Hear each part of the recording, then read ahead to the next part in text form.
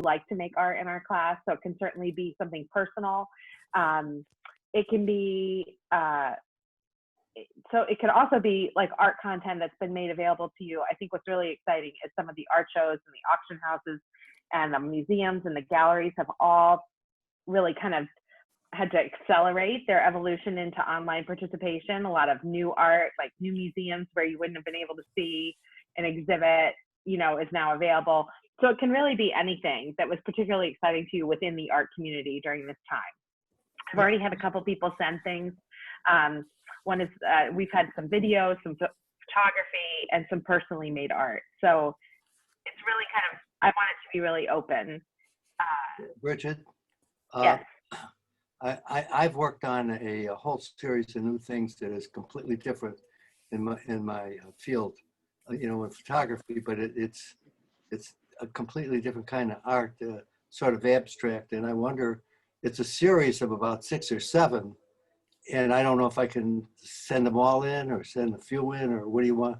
How I mean, I think it would be nice if you could show them, obviously, you know, but I don't know how much room or time you're going to have. Well, she can curate it, right, Bridget, if you send I it can in. send it all to you, and then you can decide maybe how much you want to show of it. I think she's locked. I think she's not hearing. No, it looks No, like she's locked right now, but I'll answer. I'll answer for her, Alan. Yes, send it in. She can curate it for us. Okay. I'm speaking for her, giving her work. Is she off now? I'm back. Can you hear me? Yeah. Yeah. Did you hear what I had to say? I got bounced. I don't think I heard what you had to say. Go ahead, Alan. Oh, well, I mean, it's a series of stuff, so I don't know how much you want to show of it, but it's all new. It's something I'm doing that's really different for me. Oh, Alan, I would love to include it. So please do send it. And then we can always talk offline if I have to curate it down to make sure that I'm carrying the pieces you think that communicate the message. Yeah. Oh, Rosen. okay. Yeah. All right, we have a couple minutes before the start of class, and we are only missing 1, 2, 3, 4. I'd love to include it. That'd be wonderful. 4 people. If I could at the moment. It says we have 27. Does? Yes, it does. 26. Okay, well, looks like Ben. I'm actually just now catching up with the last few that signed on. So let me see. Do we have Christine? Maybe she's the one that's missing. We have Ben. What is this? I don't see Ben. I don't see Ben and Christine. Ben. Well, Ben's on, but not his picture. Oh, there he is. Hi, Ben. Morning.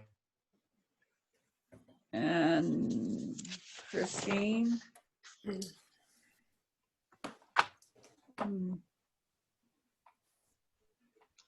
So Howard Rose is here. Hi. Hi, Howard. Morning. So we're just about ready to go. We need Christine Harmon. And right now, everybody else is checked in. That's fantastic. If I could ask people who have more experience with this Zoom than I do, if anybody found a good lighting, something to purchase that makes the lighting better on Zoom, you know, because sometimes my room is very dark and. Obviously not.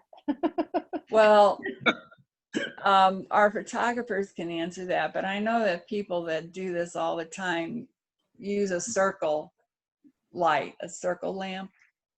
But Nancy, yeah, you're looking pretty fantastic right now. Well, I had to come sit in front of the window in order to get enough light. If I sat where I would normally sit near the sofa, the light in the room wasn't sufficient.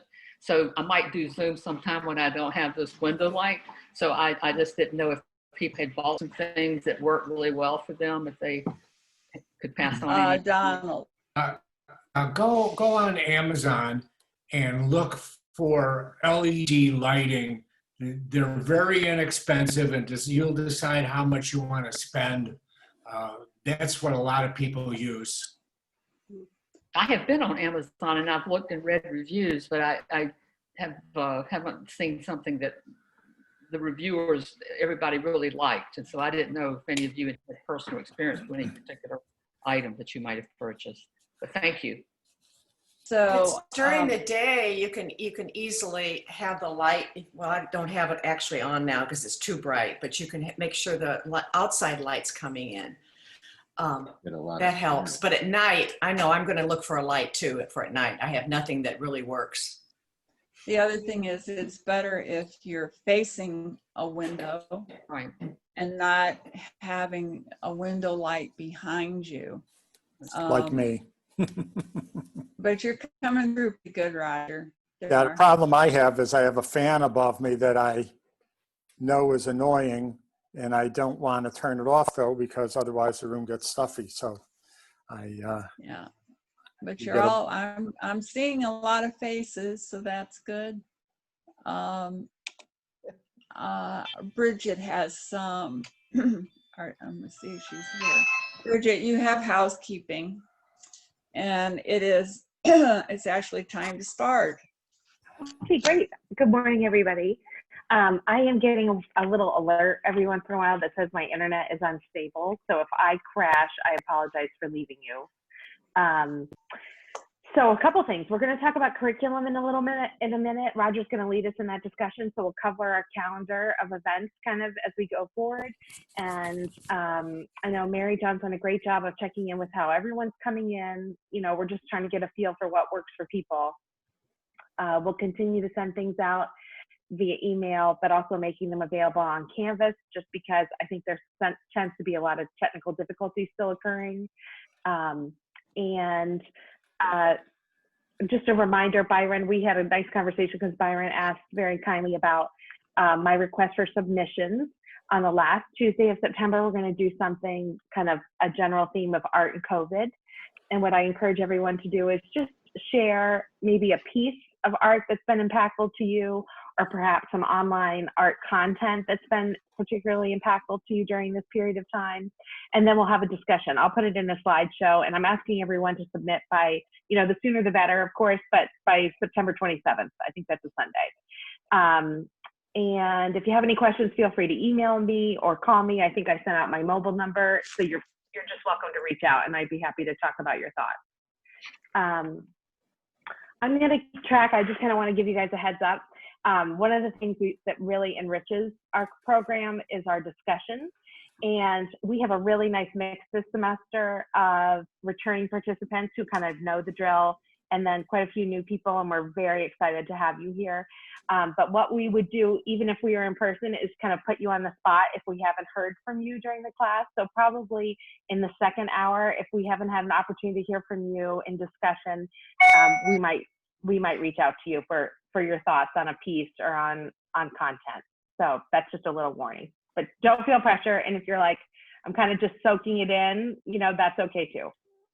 I'll add to the housekeeping in that I'm going to keep an eye on chat, and might not be able to respond immediately, but we're going to review. If we don't get to your chat, we're going to review those chats during the break so that we can respond to everybody. So you might have to be patient with the chat, but feel free to use that also. Ultimately though, Bridget's going to keep an eye on raised hands, and we'll try to get to that as quickly as possible. Roger, anything Okay. else for housekeeping? Housekeeping, we'll look at the schedule in just a second. And I do have a question, and before I go to share view, which means I won't see all of you, can you let me know whether or not you saw all or part of the French Salon video that was posted the last few days? Can you Just raise your hand if you were able to see it. Let's look. It looks like I think we have a good turnout. Okay. I Unusual number of people. actually wasn't sure. Were we supposed to watch the whole thing? And is that what you're going to use today? Or Yeah, we're going to be so I referring watched to one it. part. Okay, good. Okay. Okay. I did the same. I watched one part, but I wasn't sure if we were supposed to do it all. Yeah. Me too. Mhm. I looked at the schedule of the syllabus, and I thought we were doing Indigenous art today, so I didn't watch it. Oh, Oh, Okay, sorry well, about that, Frida. We updated the schedule. Roger, you want to address that? I guess we made a mistake. Yeah, I'll show the schedule in a minute, but I'm glad you chimed in, because now we know that we'll go into a little more detail as we talk about this topic, as opposed to assuming that 100% of the people, which, by the way, I'd never thought for a minute that everybody would have had a chance to look at the videos. So allow me to screen share. And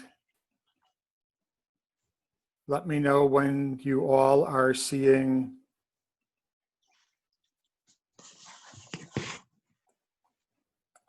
Are you seeing a schedule that says Exploring the Visual Arts? Yes, I am. Yes. Okay, good. Okay, all right, then we're where we want to be. It's jumping. There we go. Yeah, that's just me. Is being there, too- maybe the better question is there anyone that cannot see the schedule? Okay, I guess we're good to go.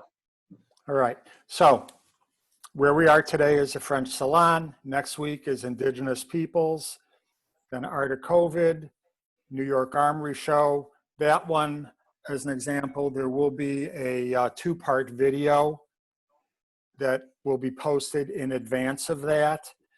And then Hokusai with Jane, Vivian Meyer, Lael is offered to do. Alan is doing Monet. And then we still have two open dates, topics.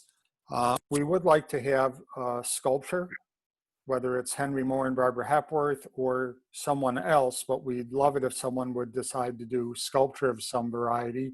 And if you have ideas for that, please let us know.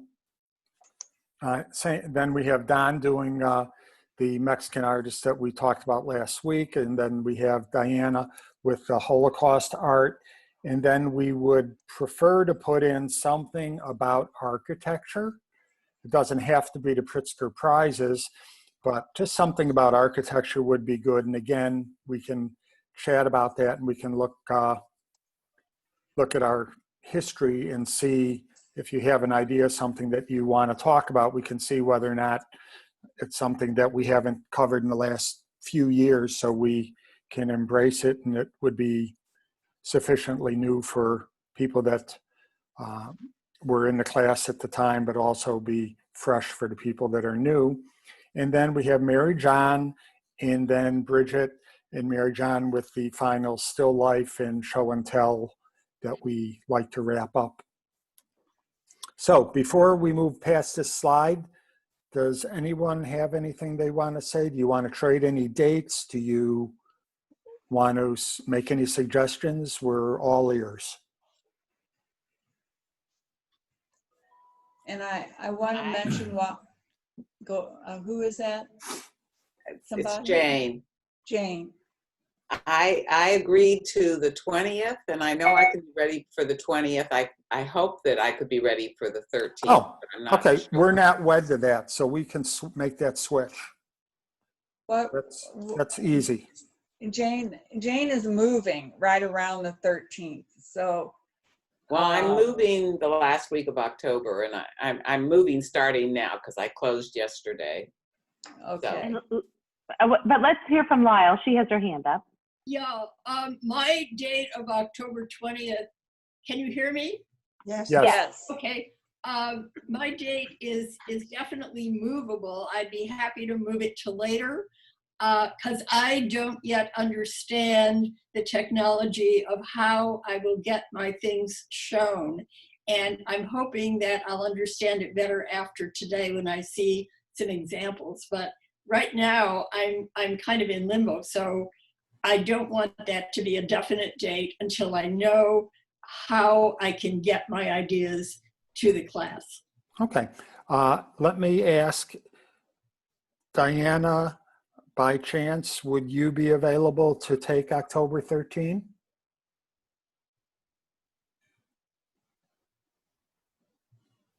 Yes, I would be. Okay, so we'll pull that switch. If I get some help with the technology, like. Yeah, yeah. But okay, so we'll move Holocaust to the 13th, and that way Lael can move back, and that way Jane can move to the 20th. So we'll have Jane the 20th, and then for now, I'm going to insert Lael for either November 3 or November 17. Do you have a preference for one versus the other? No, I really don't. Okay, then let's go with the 3rd, because that'll give us more time to see what we're going to do about those 2 open subjects. Great. Okay, so November 17 and 24 at this point are open. Thank you. I'm glad you spoke up, Jane. Thank you. Okay, so onward. Last week, what I think many of you know, that what we've been going over, and the reason that I have the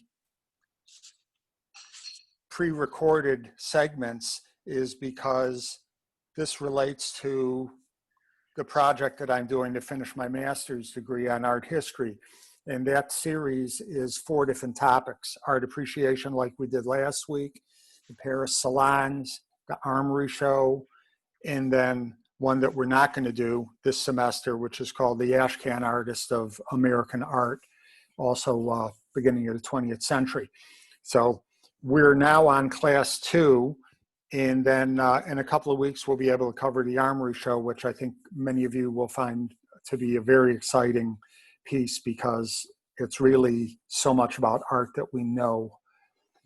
Now, just to recap from last week, this is supposed to be fun, okay? We add as much scholarship as we can, but we like it to be fun. And what did you think of discussion about art in a metaphor? We looked at the Guernica piece as an example. Any thoughts? I think let's see, Bridget, does anybody have their hand up?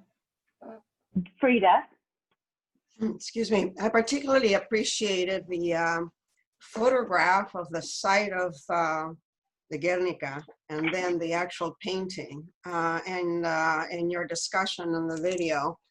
I think that really made its point of how art is metaphoric. It's really not literal like that photograph was. I thought that was very effective. Thank you. Yeah, I actually, that was the whole basis, if you want to know, that was the foundation of everything I proposed for my class at graduate school, was this whole idea of the metaphor and how art can be so expressive. And we have a hand up from Louis. Mm-hmm. Yeah, Roger, you posed a question as to which form best reflects, I'm not sure exactly what the question was, but best reflects the war, the photograph, or Picasso's piece. And I was torn, actually. One was an active and violent piece, and the other one was the aftermath, which was so still and barren. And to this moment, I'm not sure which one was more moving, but they, in very different ways, were very powerful. Louis, can I ask if that question was posed, which was more emotional, or emoted more emotion? Could you make a choice then? Yeah. The photograph, it was so barren, so desolate, that was a very powerful photograph. Not to negate obviously what Picasso had done as well, but yeah, I would have to say that I had a greater emotional impact on me. that photograph was just very powerful. Let me, We have a hand up from go Joan ahead. also. Could we hear from Joan? Sorry. I was thinking that the painting, the beasts that they showed and the face really showed the violence of war and the horror of war. And I did watch that show on Picasso on National Geographic, and it talked about how moved he was by that and how horrified he was by that war. I think you can see the horror in that picture painting. And also, we have Joe Hayes. Joe? Yeah, the difference that I saw between the two is that the photo has a much greater immediate impact, and it kind of jumps out at your face, whereas the Picasso requires a lot of looking, a lot of time. But if you make the investment in the time, I think that eventually has a greater impact. But again, it requires a lot more work to get there than the photo did for me. Okay, let me pose something while we're on this topic. So I'm delighted that Lou brought it up. And now let's swing over and look at the 3rd of May, which we just glossed over. But this piece, let me see if I can blow it up a little more. Okay, this piece by Goya, how would you compare that to the Guernica? And then what do you think after I've told you that, or you've learned that this was not done 6 weeks after they massacred these people? This was actually done 6 years after. So it's not like photojournalism. Any comments about comparing this to the idea of the Guernica that is immediate? Jane? Well, I've seen them both in Madrid, and the Guernica has always left me cold, maybe because I haven't done the work. And the Goya is maybe my favorite painting in the whole world. So, and it's just, I had so much response to it. So for me, you know, there's no contest, but that's just my reaction. If it's And not I too saw them personal, both if in it's the not too museum. personal, can you chime in a little more about why it's so moving? Just the faces and I don't know why, but it had an initial emotional reaction for me. It's just the white as opposed to the dark, the faces as opposed to the backs. Just everything he did in this painting was just amazing.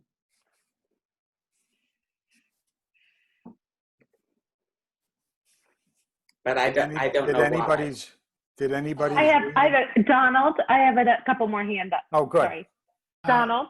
Yeah. This is the first time I've ever seen this painting. And I was struck by, it kind of looks like what we've been seeing on TV recently. An innocent person with their hands up, but still ends up being shot. So that was my reaction to it. Frida? Well, I think that for me, all three pieces have an emotional charge. It's just different. I think it's possible for different works to elicit different emotional reactions. So for me, the photograph evokes sadness, whereas the Guernica is agitating because of the horror of war. This one, I mean, it's pretty horrifying as well, but it has a different tone to it. It doesn't have that same agitated response on my part. This just sort of elicits, you know, the cruelty and kind of evil of human beings killing other human beings. And I mean, this, I think you said this in your in the video, Roger. This is really a political statement. If I remember correctly, the folks on the left are Spaniards, and the painting reflects the French invasion of Spain. And so it captures simply a different emotional experience for me, equally powerful. And again, this one happens to be, at first, Guernica was almost photojournalism happening at the time, continuous to what was happening. This one, at first, you don't know that this wasn't done in 1808. You find out later on that it was done in 1814. So to me, that ends up changing a little bit, where it becomes more a look back at the heroism of the people standing up to the invaders, as opposed to the immediacy of them being shot, that if it had occurred in 1808, if this had been painted right after the event. But that's the fun part of this stuff. I'm glad that I had a couple more. Yeah. I'm sorry, Nancy Desmond, did you have your hand up? I did. Yes. Of the three of them, I agree. The immediacy of the photograph is more contemplative, but I found Guernica is so huge and so engaging that you have to get up next to it and go back, and you can look. I can look at it for a long time. The Goya I find very interesting, but it's actually kind of romantic in tone to me. So that's a little bit different.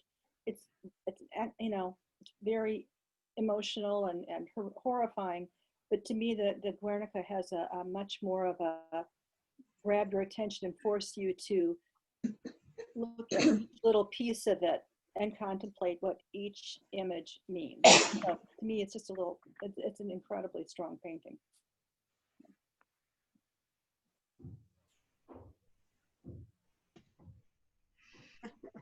Mary John?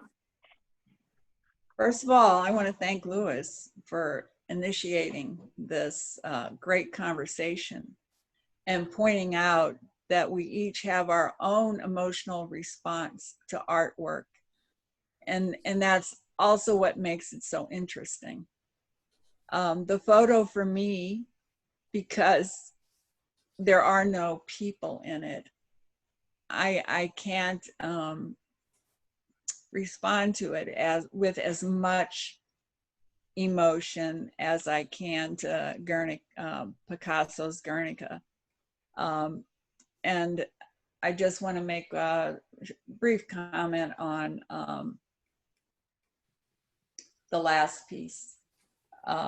Guernica, I agree, you have to spend some time with it to really appreciate what's happening there, especially since there's so much distortion in the piece. The other one, I think it's the 5th of May, Roger, is the title? 3rd of May. 3rd of May. Mm-hmm. Mm-hmm. I do want to say one reason why anyone would love this piece is because it is a perfectly executed piece of artwork. We could talk about why it's perfect, how the light is used, how the light draws you in, how the background is handled. But the emotional part for me are the people. All of the people that are facing that firing squad are humanized, whereas the soldiers carrying out the act, we don't know anything about them. They're hunkered down. They're looking at their target more or less, but they're more focused on their weapon. And there is nothing about them that's redemptive in my mind, whereas the victims show so much humanity. Boy, this has been a great discussion.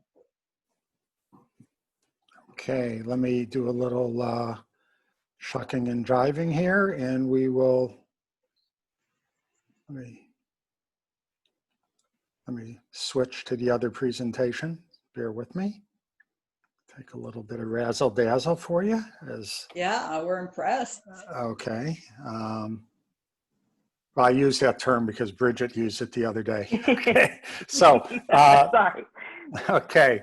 So, let me move on to the reason that we want to bring up the whole idea of French Salon is because so much about what we know about art today was influenced by what was going on with this mechanism known as the French Salon. It was an exhibit, but it also directly related to how artists were being trained, and it also related to the nature of how art, how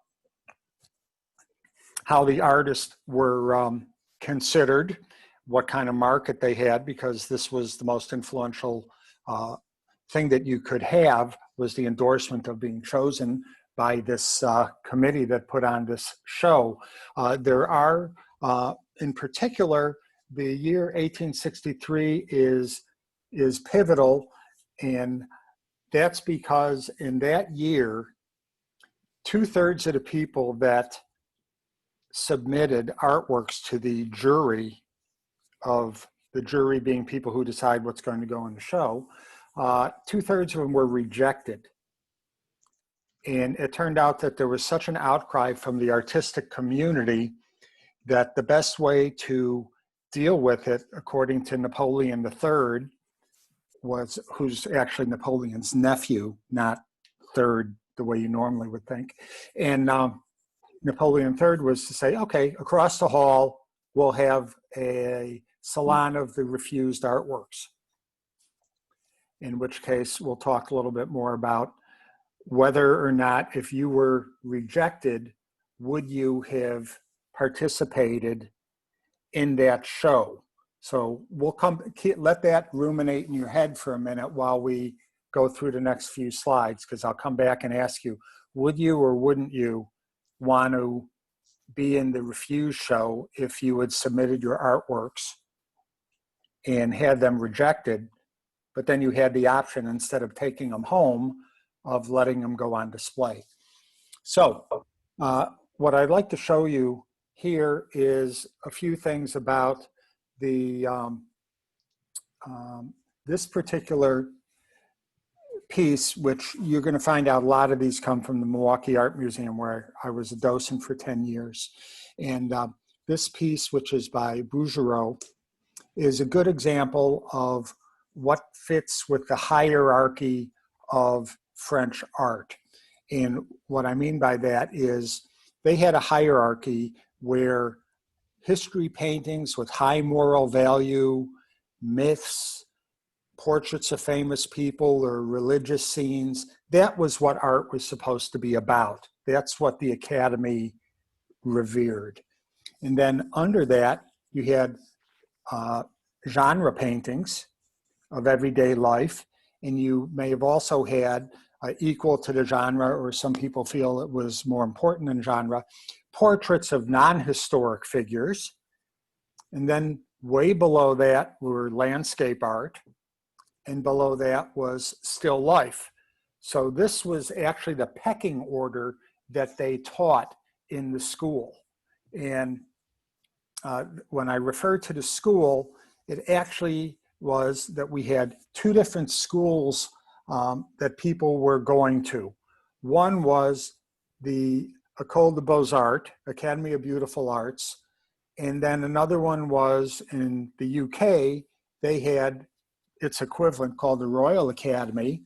But then in Paris, you also had private studios that were run by people like Bouguereau here, who had been award-winning, well-respected artists that had been anointed by the Salon as being good.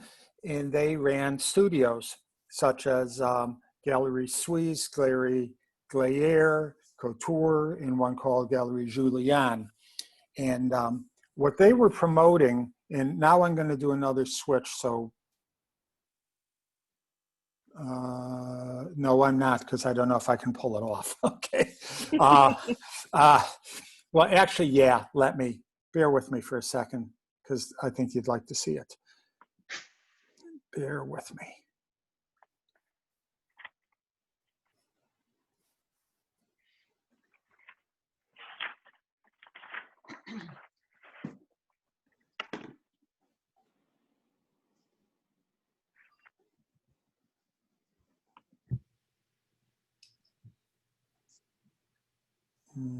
No, it's going to be too much trouble. Okay, so what they revered is the whole nature of these artworks being almost the way that a fine Roman or Greek statue was made, where it was smooth and it idealized the human body, and it drew attention to the structure and to the draftsmanship of the work, more so than color. So that's what the basis of the salon education was about. Here's an example of another high moral value painting. And I encourage you, and someday when I'm back in Chicago, I'll see if we all want to go make another field trip. But this piece lives in Milwaukee, and there's also a version of it at the Hermitage in St. Petersburg. And this is by the co-founder of the Academy. And he had studied with some other people, which I won't get into, but this painting, you get an idea of what they considered in terms of moral value and execution. Does anyone have any observations about this one? I know you're looking at reproduction, but any thoughts? It almost looks. I've got Alan. Yep. Sorry. I was going to say it almost looks like a religious painting, and that could be Moses and the Ten Commandments. And it almost has that feel to it. Well, that's good, because that's what it's supposed to be. Oh. It is Moses. And again, it's too bad that you can't see it, but this is actually not a bad image. But if you look at this painting, what you end up seeing is it's the Ten Commandments, and they're in French. Right. And this was commissioned as an educational piece. And the composition draws your attention with this hand up above and a hand down below to the tablets. I know some of you think the tablets were on his left and right side, the way that Charlton Heston held them, but in this case, they put it together kind of in the form of a book. And but yes, that's Moses. If you look at his head, you see a very negative connotation, but one that existed at the time. And you can see those little bumps on his head, which are, in some interpretations, it could be horns. In this case, I view it as kind of divine connection taking place, much the way that Charlton Heston had a very healthy George Hamilton kind of glow. This is God's way of connecting with Moses, and you can see his enlightenment based on the light on his forehead and so forth. A couple other things about this, again, I encourage you to see it, but even in this reproduction, and now I will try and blow it up. So give me a second here, and let's see. We have Donald Weissman has his hand up. Okay, yeah, he's going to talk about what I thought is incredible about this. Yeah, here, let me pull this one. Can you see this blow up? Mm-hmm. Yeah. Okay, Yes. of the hand? Right. Okay. Yes. Okay. Firstly, I'm embarrassed to say that the head of my tribe had bad hygiene. Look at the dirt under his nails. Right? Okay. But then again, think about it. How in the world did someone paint dirt under fingernails? And look at the vascularity in his hand, in the wrinkles on his forehead, and also, in this case, on his hand. This is done, again, it works best if we're in person, but we're not. This is accomplished by that paint being 6 or 7 or 8 layers deep. So that dirt that you see in the bottom edge of his fingernail, that actually was there first. It dries, and then he uses a very dilute paint, and he builds a nail over it so you can see a little bit through it translucently. This is called dry on dry painting, and it is the reason you can get this amazing capability to show vascularity with all the doctors on the line. You know what I'm talking about in his hand, and the wrinkles. So what do you all think? Roger, I have to make one quick note about the hand because I noticed it immediately. That hand is not gripping that that pole or rod or whatever it's supposed to be so much. It's there, and I think the reason for that is because God really wrote it. And so he was a vehicle for that, and his hand is showing not any kind of action at all. It's like relaxed and Lord, show me the way. That's very timely given the time of year. It is the holidays. For those that partake, this is a big week coming up, a big 2 weeks. Any other comments while we're looking at this piece? I was looking. Okay.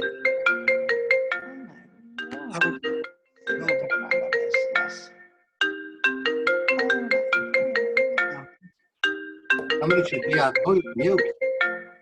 There's someone to mute. Sorry. Sorry, Howard. Okay. So to me, there's an incongruity here, Roger. I appreciate the dirt under the nails, but part of the hand is really young and the fingers are old. Interesting. Pardon? Interesting. Yeah, the back of the hand is from a young person. I just think that maybe he really got into the fingers here when he was putting this together. But if you look at the back of the hand, that's a hand of even a teenager. I wonder whether or not you got that from Michael Jablin, our hand surgeon, who's not here today. Well, maybe Michael might have made that observation. This was my own. Other comments on this? I think we saw some other hands. Yeah. Donald. Roger. Karen. Yeah. My partner Sharon is a pretty accomplished painter, and she says hands are the hardest thing to paint on a human person, and this shows exactly how to do it. Karen. I'd like to, well, it's easier if I talk to see the whole picture, just not the focus on the hands. But okay. I think that when you look at this, I think one of the most, what I think grabs at me is the soulful expression on his face. And you know how real this looks, and you know the, I won't say divinity, but it's just a beautiful piece. You see him looking at whoever's the painter, almost like he's about to speak.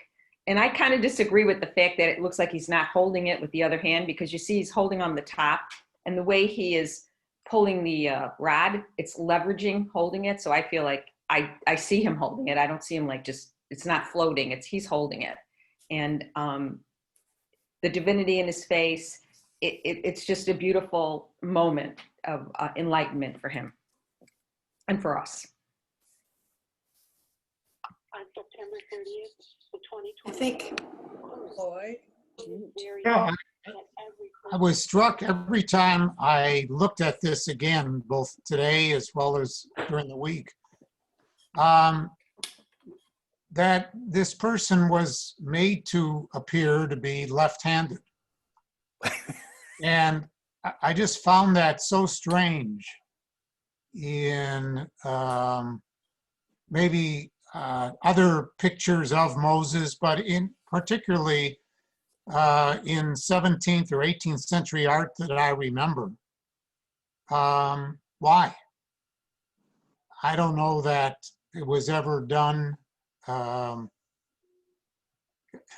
I guess in other paintings, and as we all know, left-handmanship, is thought to, appear in 1/7 of the population today. I don't know what it was 5,000 years ago. Is there an explanation for that, Roger? I'm sure it's not a unique observation. I have an idea. Go ahead, Mary John. It has to do with convenience of composition, potentially. This is the way the artist wanted it. The commandment tablet being angled in such a way. I think it's the thing that drove whether he's right-handed or left-handed could just generally be a choice of the artist's composition, how he put the composition together. It was maybe convenience. No, but that's a possibility. Yeah, but I thought initially, could this print have been reversed, within a Photoshop kind of a situation? I'm sure Roger wouldn't have done that or didn't do it intentionally, but for those of you who are more familiar with Photoshopping, could you have reversed this and, made it look otherwise? Roger locked. I think Roger's locked out here. No, I'm not locked out. I don't know anything. I'm not a photo person, so you don't want to know how I butcher Photoshop. But the Howards are experts, and Don and Alan are Photoshop mavens. I'm not a Photoshop. Well, you've seen the original, Roger. Is it looks Yes. exactly like? This yeah, is, then it's not this Photoshop. Is how this is what it looks like. Yeah. No, it's hanging on a wall in Milwaukee. And then a second version of it is hanging, which is kind of remarkable. And Aisha can probably comment on this, but this piece, they actually have, to give you an idea just how much stolen stuff they have at the Hermitage. This is in a room in Milwaukee that has a seismograph to make sure the room isn't moving. They measure the humidity, they have lights on it, and they have alarms, and it's really a revered piece. I stumbled across it in St. Petersburg. It was in a room that had fluorescent lights on, and it was next to a window, and the window was open. Oh my God. So it gives you an idea that they have so much stuff, they can't even take care of it. Fortunately, the one in Milwaukee is in better condition and also looks like it was executed a little bit better. But Roger, I have a couple other hands. I have Rich. Yeah, if you were to flip this left, right, the writing would be backwards. Right. You could try to fix it by cutting and pasting. The shadow would be all screwed up. There's really no way to do that short of major Photoshop work trying to get the writing to look good. So there's can't be flipped. Thank you, Rich. And Joan? The first thing I noticed was, like almost all religious paintings, this person is very fair skinned and blue-eyed, and I don't know that that was true of people in the area that he lived. Just they're always, as I said, usually blue-eyed and very fair skinned.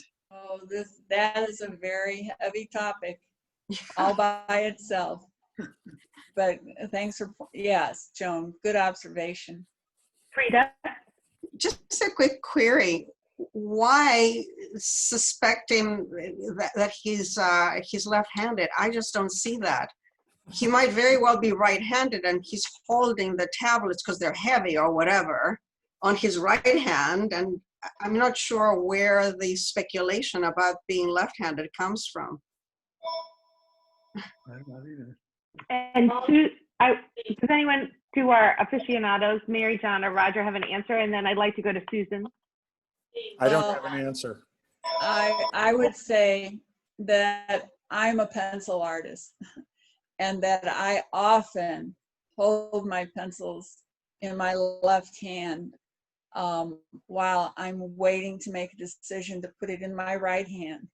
And I think that that's the sort of thing. He's just using his left hand to hold his, what would you call that, his pointer or his,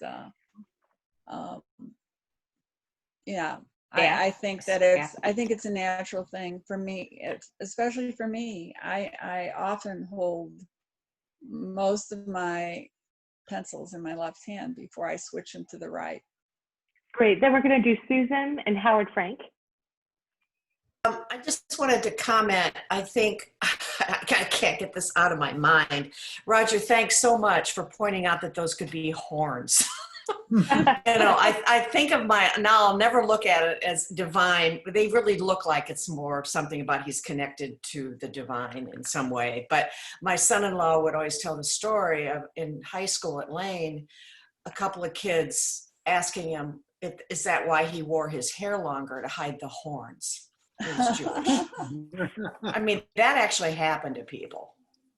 Great. And then Howard Frank? Maybe it's because of this painting. No, this painting is actually pretty polite in the way that it characterizes it.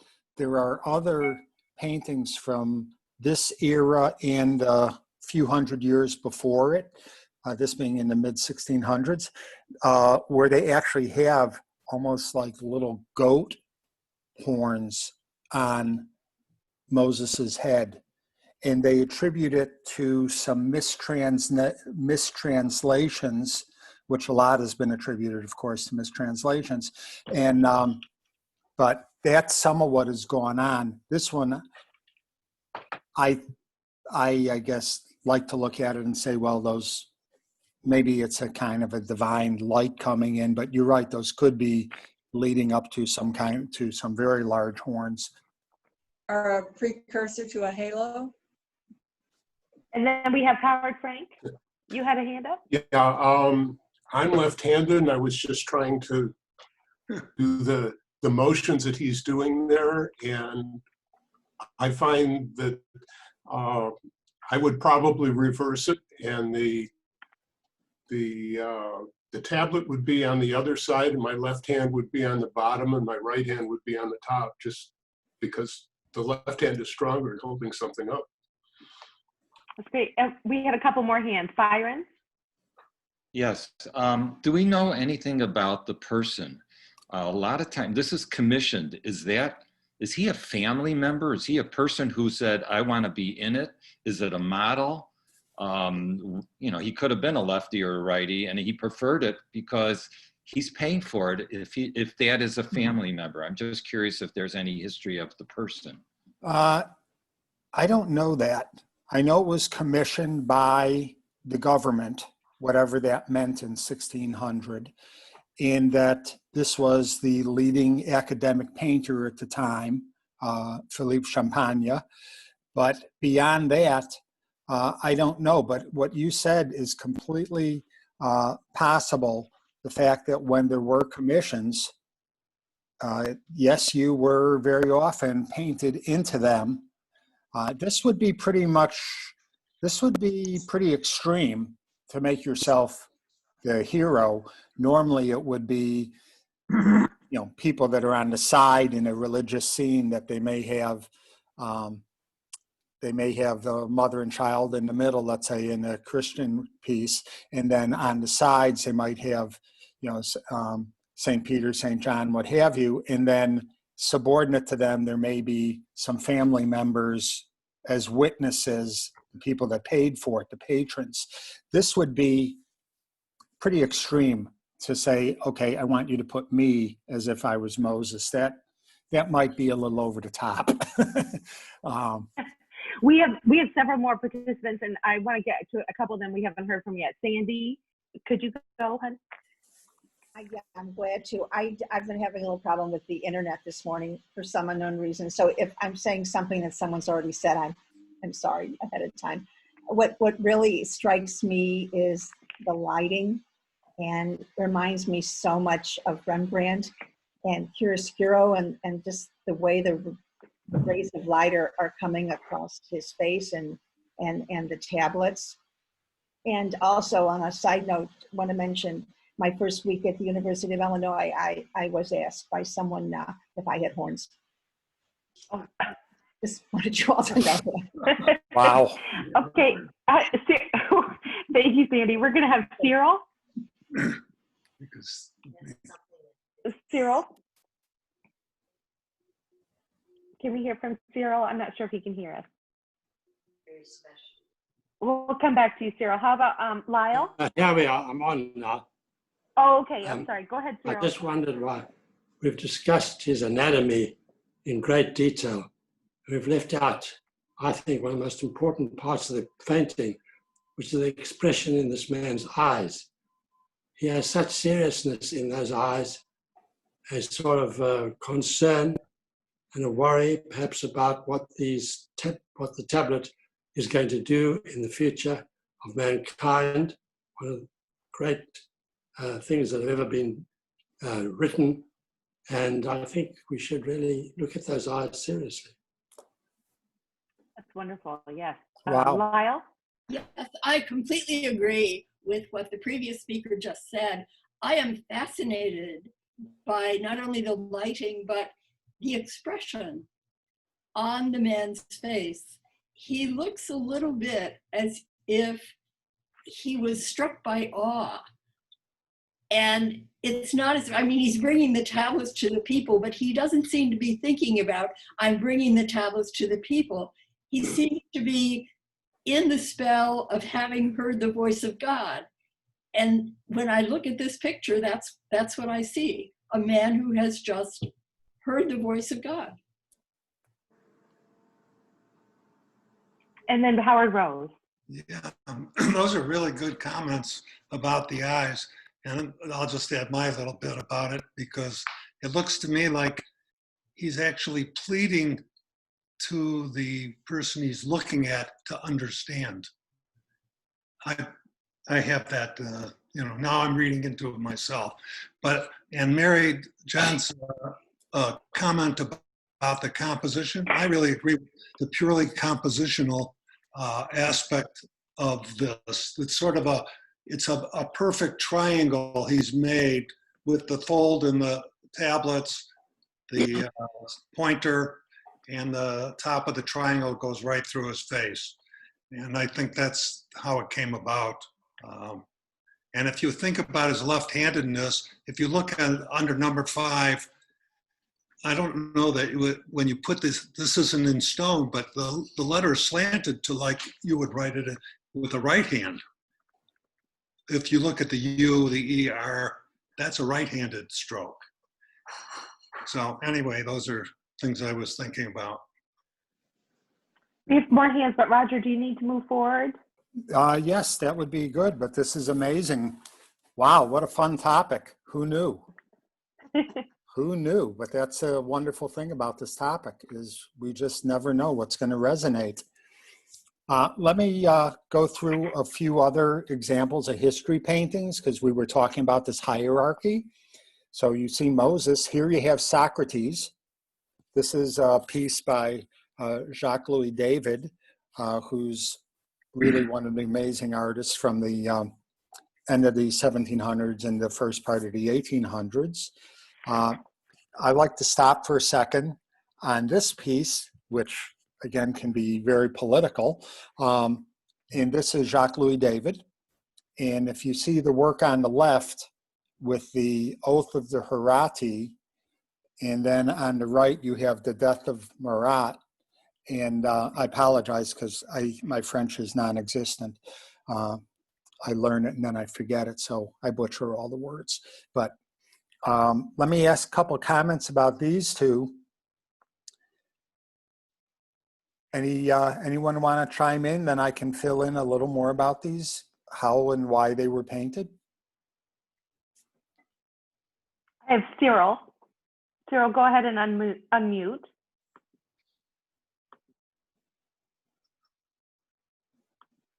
I'm sorry, Cyril had his hand up, but I'm not sure if he can unmute. Okay, well, let me just point out, the one on the left is from presumably a fable And it is the Oath of Harati, where instead of two villages going to war, they decide that each village will send their 3 bravest warriors to battle. And that will be how they achieve the outcome rather than have total communities. But as the story goes, this is an example here of the Harati family, and they are going against the 3 brothers of the Kurati family. And the story thickens because if you look on the left, you have the father and he's high-fiving his sons to go out there and win one for the Gipper. And on the right, though, you see the women in sorrow already, and that is because one of those women is a Karati who is married to one of the Haratis, and one of them is actually one of the other family that is married. So their story is intermingled because any way you put it, it's a lose-lose situation. And the one on the right is a highly political piece, and then we won't spend too much time, but it was after the French Revolution, and this was a revolutionary writer who was a leader of a movement, and he was assassinated in his tub. He did his work while laying in the tub because he had a skin disease, if you want to get into it. But the point is that he was assassinated, and it became big news. So that's those pieces. These are just 2 examples more. Both of these are from the Art Institute of Chicago. And the one on the left I point out because one of the things that they did, in spite of wanting everything to be so accurate, is they took liberties. Do you notice what the liberty was that the artist took in the painting on the left? Anybody? Like Napoleon with his hand almost in his... No. It was considered very regal if you had a long neck, in which case this guy's neck is pretty far out there. And so they posed him like a Napoleon or like a statuesque person, but then they also gave him a little oomph by adding a couple of vertebrae to his neck. And then the piece on the right is another example of a piece that was allowed in the salon. These 2 were salon approved pieces. Remember, we're talking about what's approved. And that is by Edward Manet with the A, and that is Christ being mocked by guards. Just to highlight the final parts of it, and that is that, yes, there were landscapes, but the way to get a landscape approved was to put in some figures because landscape didn't show enough talent. They felt that you had to design in some people or some animals to show your skill, in which case the piece on the right, The Lion King, that was an approved piece. It was also approved because the artist, Jean-Léon Gérôme, was on the jury. Oh. and then, but also, let me point out something cute, and I apologize because about half of you have heard this story before. This is another piece that's at the Milwaukee Art Museum. And about 10 years ago, the museum had a show where they were trying to show how cartoon illustrators and movie makers used works of art for inspiration. And it was quite an interesting show. And all the major studios participated, including Lucas and Disney. And when it came to Disney, it was posed to them that, yeah, isn't it great? We own the Two Majesties painting that The Lion King was based on. And Disney's response was, we don't know nothing about birth and no lions. We've never seen this before. In which case, my response to that in my head is bring in a bunch of 4th graders and ask them what this is. and they will tell you it's the Lion King. So, lastly, Roger, this might, oh, I'm sorry. Go ahead. Before we finish up, I was just going to say, we're at a great time for a break. So if but you can decide if you let want to me do one more, and Okay. that is sometimes things are too real. So if you look, the painting on the left is an example of a work that may not be approved because you're not supposed to show people struggling that much, because it might produce social unrest. The painting on the right, the wood gatherer, while the grandfather is working hard, it looks like he's within his ability, considering his little granddaughter is having fun, and she wouldn't be having fun if he was about to die, unless it was the Godfather. And so that's an example where you could show someone having a hard time, but not too hard. So that's where we're going to end. When we come back, I'm going to ask you, would you or would you not have wanted to be in the rejected show? Okay, you guys, so this has been great. Thank you everyone for your patience. We're really, it's definitely not as seamless in discussion with the, but everyone's been a really good sport, so I appreciate it. And if you have feedback, feel free to send us something in the chat, because I know we're keeping an eye on that. And why don't we let's keep it to a 5-minute break, because I think if we can, and just because I think we have a lot more to cover. Thanks, everybody.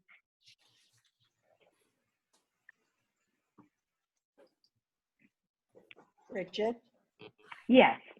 Sandy. So, yes. Tell me about how you said you were having trouble and then you figured something out. We're on break. So bottom line is, and it's interesting because I'm facilitating another class, so I watch so carefully what you're doing because it's helping me as I continue attempting to do what I do. For some reason, this morning I got a phone call and I had my phone on mute, but it rang through. It still came through your laptop? Oh, yeah. And then that was it. I lost you. I couldn't even leave the meeting. I don't know what you were seeing or not seeing of me.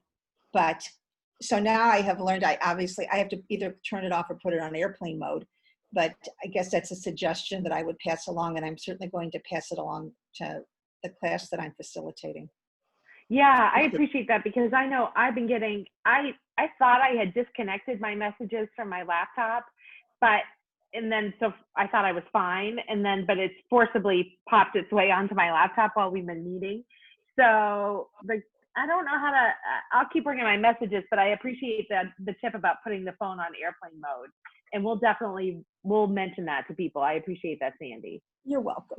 Thank you so much. Okay, take a quick break if you like, and then we'll be back together in about less than 5. Thanks, Bridget. Thanks. Thank you.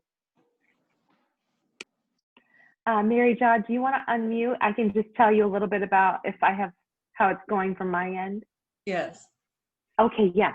So at first, I was having a thing where I couldn't stop seeing Roger's screen, so I was scrolling through a column to find raised hands.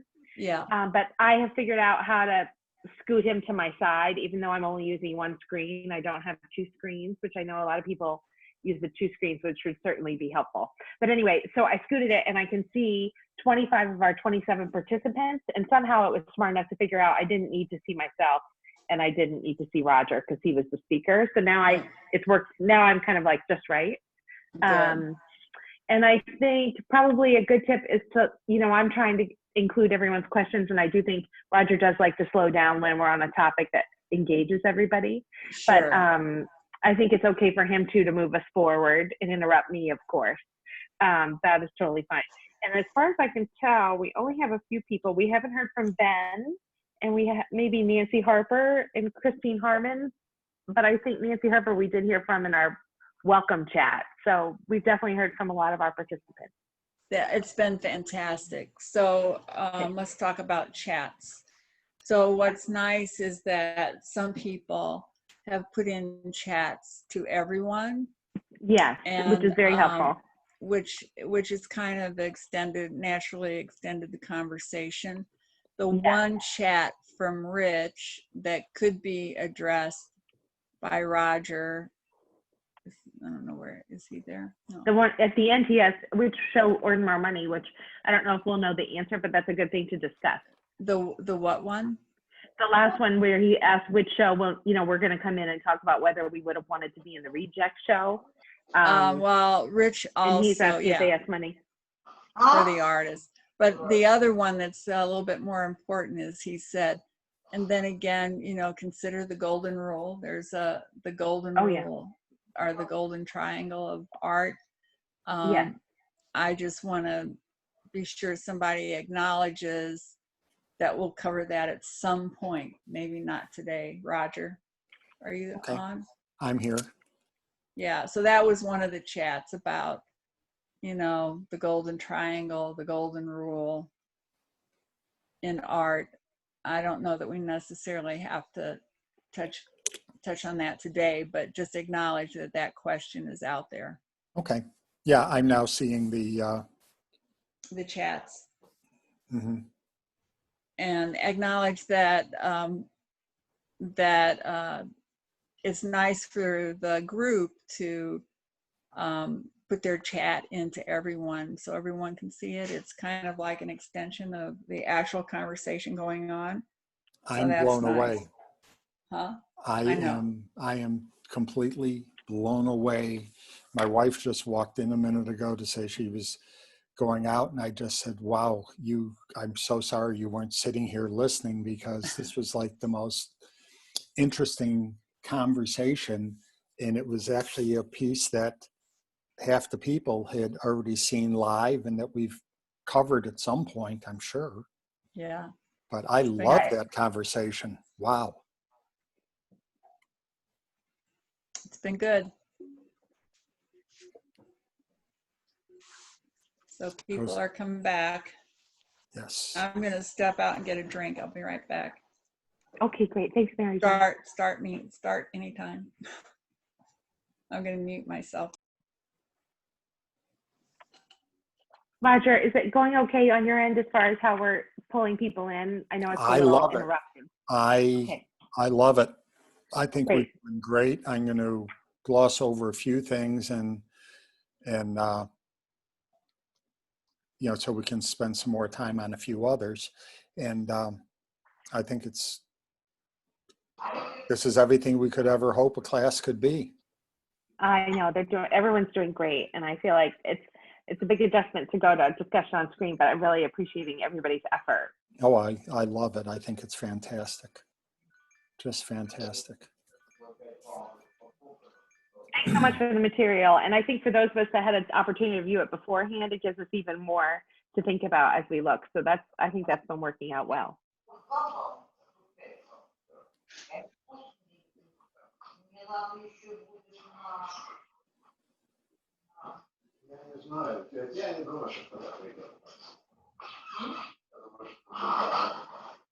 Roger, can you hear me? Yes. On that piece of Moses, I think the reason that there are horns there is really we can blame Michelangelo for that. Because when he did Moses, he had two rays of light in concrete, in marble, and I think they broke off, and when they broke off, they sort of looked like horns, and that was a premier piece at the time. So I think that's where a lot of that came from. I actually posted on the chat, the Hebrew in the Torah, in the Bible, can mean either rays or horns. So it depends on the translation for that. But you're right. Probably then Michelangelo took the horns interpretation or translation for that. He also was a lefty. Roger? Mm-hmm. Roger, Lou Cohen. Question. Another comment on that Moses painting that wasn't mentioned, and that is the French that's used. It's very interesting from my perspective that they use the U, the Y-O-U, in the they use T-U versus O-U-S. It's a complicated, in French, U is a complicated word when to use U as a tu or a vous. They're using it as tu, which implies that the 10 Commandments are being spoken to each individual, whereas vu means the 10 Commandments are spoken to a people. It's really interesting. I had never thought about, when I read the 10 Commandments, whether the 10 Commandments imply speaking to me as an individual or God speaking to a people as a whole. Mm-hmm. In this French version, God is speaking to each individual person because he's using the tu versus the vous. Just a comment I thought you might be interested in. I'm very interested It in could that. also be a As familiar. a parent would speak to a child. Well, it's more complicated than that, but yes, Yeah, you're that's right. the In part. part, you're right. I think that the fact that they made it, that is personal, and I always have taken it extremely personally. Like it's me that has to do this stuff. It isn't everybody else. It isn't the whole tribe necessarily. He's talking to me individually. So it makes it a lot more personal. And God doesn't seem like so much of a great thing out there, but somebody that is actually talking to me through the Torah. So that I get a much better feel for it, thinking it's personal. Okay, we're going to get back because we have more material I to think go we've got over. everybody back. Yes, great. And I think we have enough people back. So I'm going to hit the screen share again.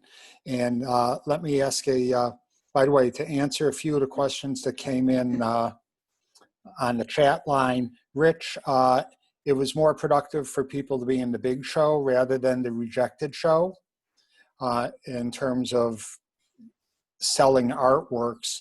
And that was one of the questions that came up. But now let me do the screen share and we'll move on a little bit more monologue from me for a few minutes. And while Roger's getting, I'd ask everybody, I know Mary John, we want to hear from you. I think we're definitely getting some background noise. So if you're not speaking, maybe mute yourself, please, just so that we can cut back. I don't know, we're definitely hearing some background noise. So make sure you're muted unless you're speaking. And then Mary John, did you want to add something for us? I just wanted to say that those of you made several chats to everyone, and I think that's very valuable.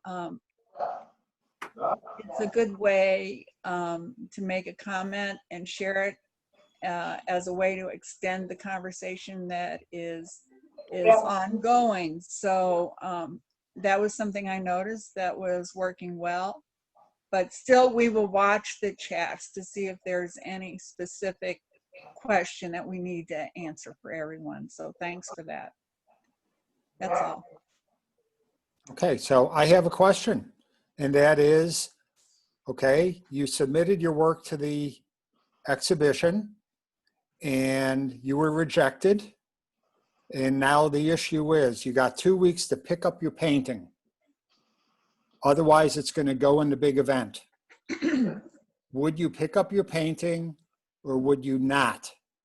Which of you would bring your painting home rather than leave it to go in the rejected show? Raise your hand. Raise your hand if you bring it home. Okay. I think Mary John's the only one who's going to pick up her piece. Okay. Now, now let me pose something.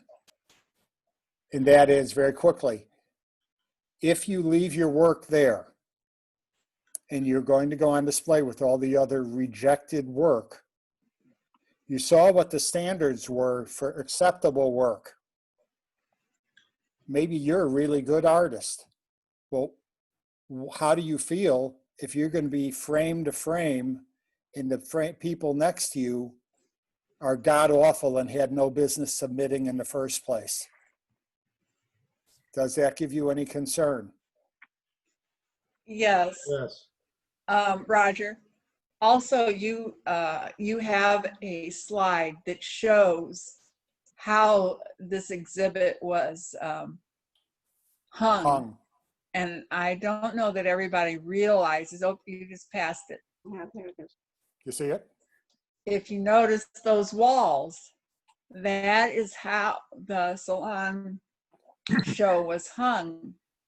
And this particular year, they had 1,000 paintings hung like this, but they rejected 3,000. So can you imagine what a show with as many as 3,000 paintings would look like on the wall? Roger, And we some have comments about that. Lloyd. About 2 years ago, I visited a show that I didn't realize was a salon-like show at the Royal Academy in London, on Piccadilly, as you're walking toward the circus area there.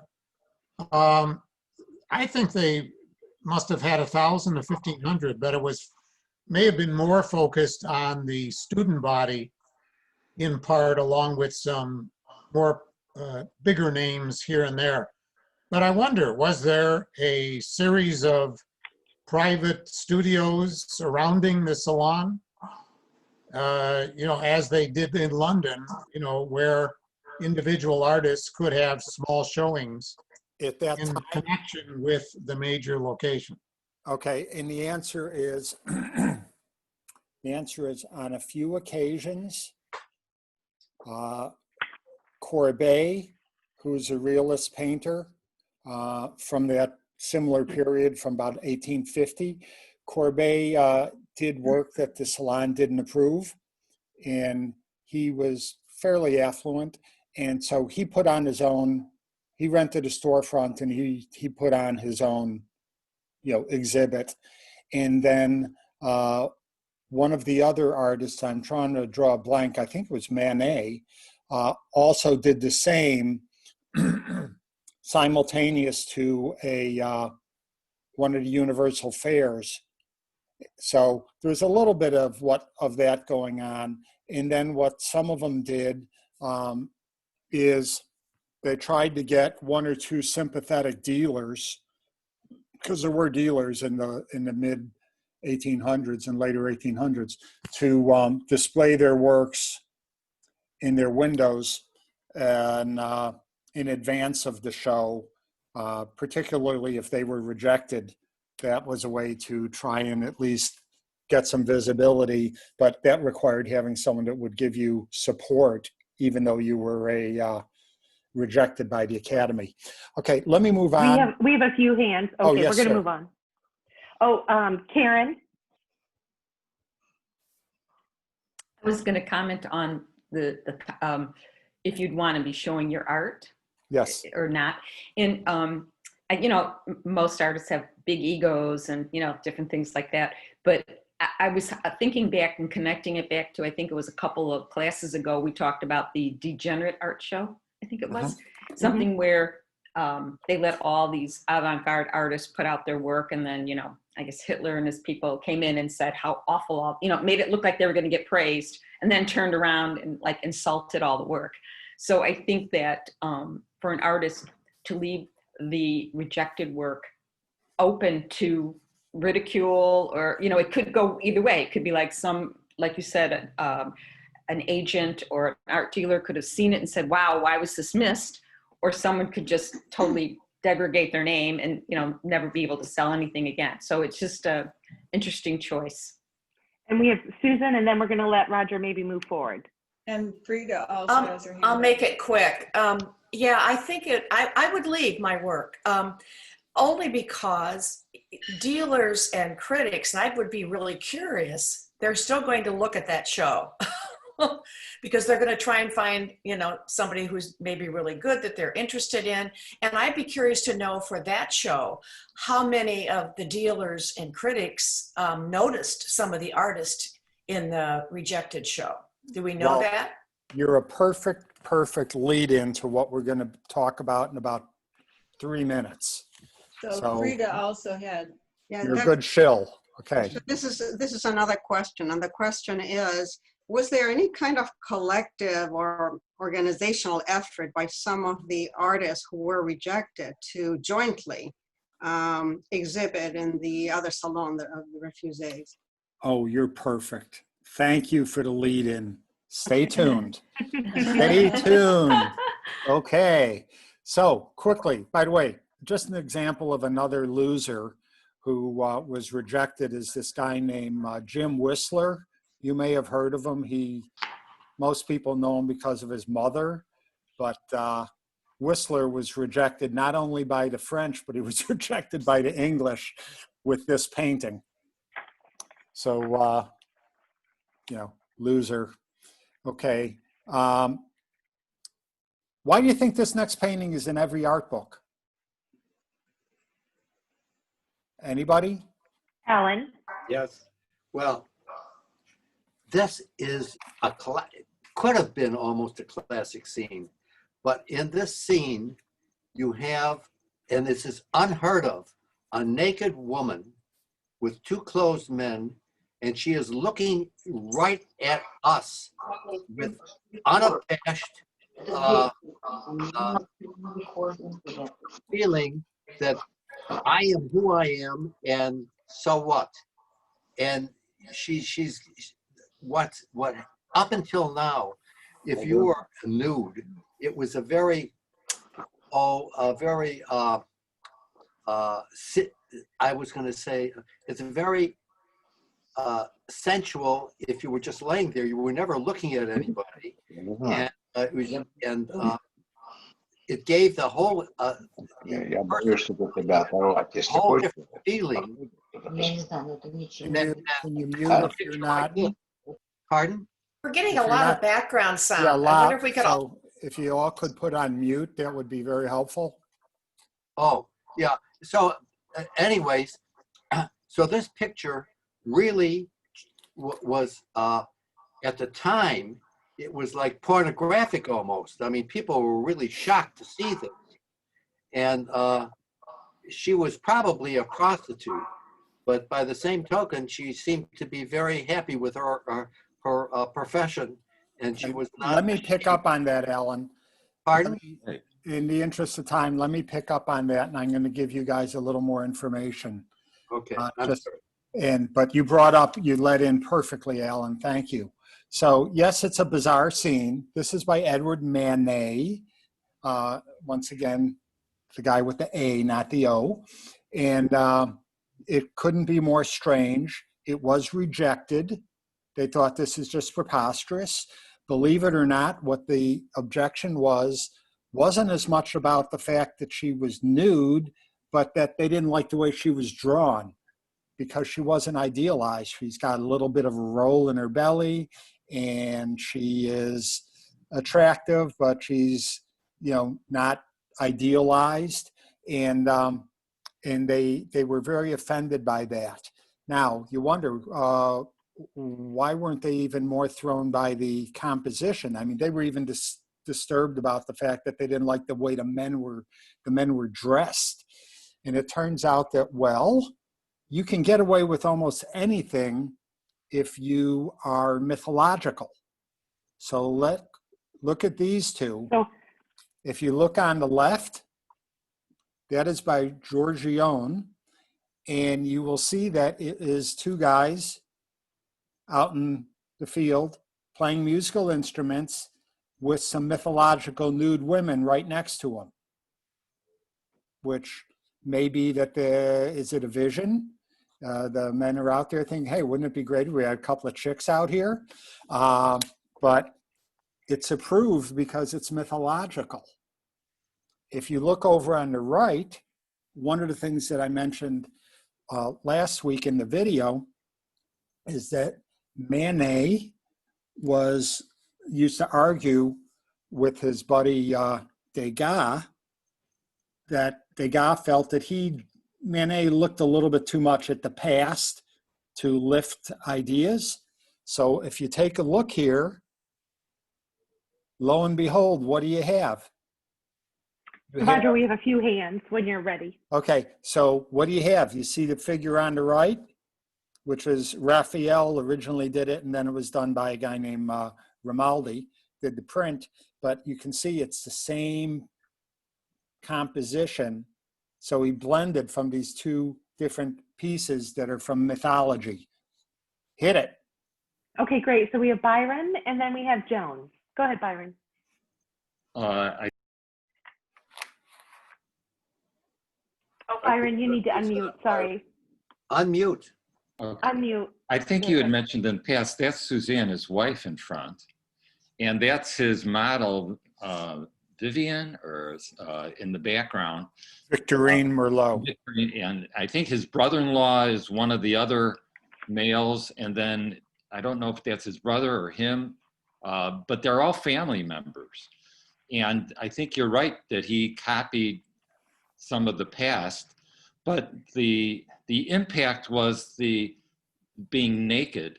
And at that time, prostitution was a real problem, and it was shocking to the people that he would pose someone like this, and they kind of rejected it on that basis. That's great. Thank you, Byron. Joan? You had asked why is this included in almost every art book, and I'm wondering that because it did include people, it included still life, it included landscape, it included just all the things you had talked about earlier. Mm-hmm. Good point. Okay, so let me move on a little bit. So here we're just talking about, okay, well, the nudes, but should they be showing nudes? But look at this. Oh my God. The same year across the hall, they had this nude and they had this nude. So remember I said you could get away with anything if it was a mythological scene? So here you have a nude, and she's barely a teenager probably. And this is acceptable art, whereas what you saw a minute ago with a grown woman isn't acceptable. Now, let me move on to one of the things that you guys talked about, and I'm sure we're going to have some fun with this one. Someone brought up about, well, what happens with the critics? And this also leads into Frida's question in a little bit too. So this is a chart that they used at the School of the Art Institute when I was taking a class on art a few years ago. And it is a snapshot for discussion of what the art ecosystem might be. So you have an artist at the top, and then, okay, well, the artist doesn't exist by himself. They're critics, they're curators, they're dealers, and they're collectors. And they're all kind of codependent on one another. And I often point out and say, well, if an artist does a piece of work and no one ever sees it, is it really art? The proverbial tree falling in the forest. Well, in this case, okay, well, you're an artist. What does it take for it to be valid? For you to be, your work to be considered true art? Well, it would be nice if a critic talked about it. And perhaps if a critic talks about it, maybe a dealer will decide to carry it, or maybe a collector will decide to buy it from a show because the critic talked about it. And maybe after there's a little bit of buzz about it and some people are buying it and a dealer is carrying it or dealers are carrying it, hey, maybe a museum decides that we'll add it to our collection because it's been endorsed by a few of these other touch points. So to give you an example, at those shows, the salons, there were dozens, at least 2 dozen newspapers that carried coverage of the show. Some were strictly on art, some were newspapers that had critics. A few of those critics were among the most famous dead guys out there, like Charles Baudelaire and Emile Zola. So Monet, as an example, and Manet both had support of critics, and there was a lot of buzz around them. So as a result, they began to get a little bit more foothold on things, and they began to get some collectors, and they began to get a dealer, and so on and on it goes.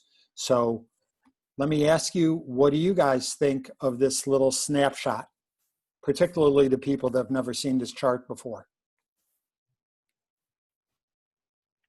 This is a great opportunity to hear from some of our new participants. Do we have any hands? I've got Joe Hayes. think I'm unmuted now. Yes. It's if you're a carpenter, everything looks like, everything looks like a hammer and a nail. This looked like a very good description of the art marketing world to some degree, said, put together very succinctly. And the fact that it does take a number of parts to have to fall in place for an artist to be successful. Going back to the previous question on would you go to the rejected gallery, I think someone talked about, well, give me another chance to sell a painting perhaps, so I would go for that reason. But also, I wonder if any of the artists back at the show would have felt more comfortable in the, say I'm an avant-garde impressionist, would I feel more comfortable in the company of rejected gallery rather than the accepted gallery, which might have been a lot more conservative? And where would I have a better chance of selling my painting? And Susan?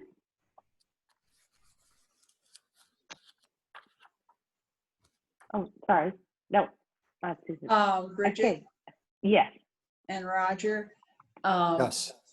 If there was another point on the star, when you know the time that we're living in right now, what would that point be? I'm putting that out to the group, that we might actually need another 6th point for this star. Anybody have any ideas? Would it be some political? No, no. I mean, that's part of it, part of art always. No. How are artists promoting themselves on their own today? Social media. Social media, exactly. You can go into YouTube and you can find hundreds, if not thousands, of artists, not just promoting themselves, but sharing YouTubes with people who want to learn more about how to do art. So that would be another point that exists today that did not exist.